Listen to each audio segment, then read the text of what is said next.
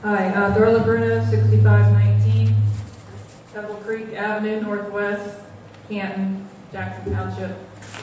I just want to talk about, right now we're like in a drought, I would say, and the GAO put out a report in 2003 projecting many U.S. cities were going to have water shortages by 2013.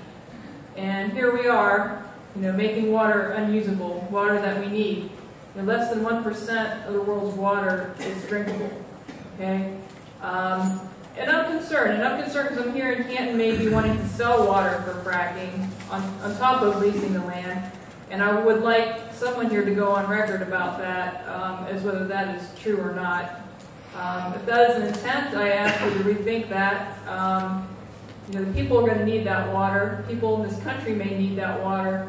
The people in the rural areas are depending on Canton in case something goes wrong with their water supply. You're the next biggest city, next biggest supplier of that water, and you sort of have a responsibility to make sure that that water is protected and available as much as possible.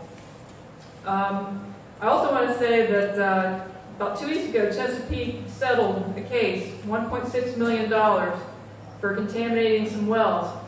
And why is this significant? Because there was no gag order this time.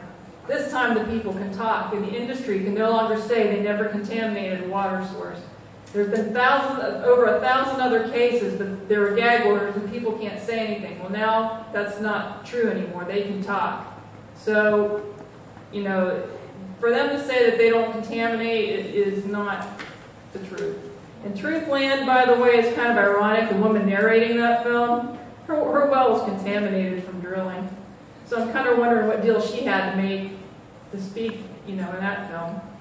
But anyway, there's also air pollution considerations.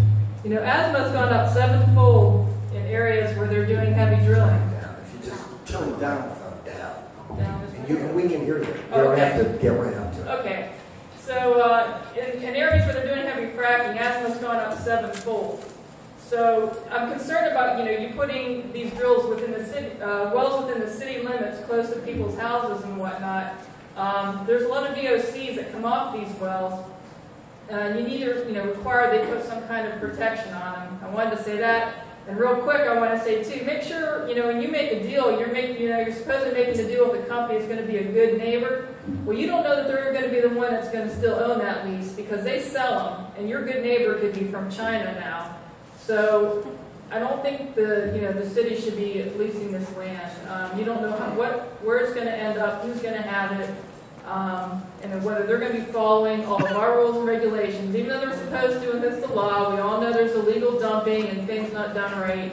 So I don't trust just signing with whoever you want to sign with, because they may not be the one that ends up with it.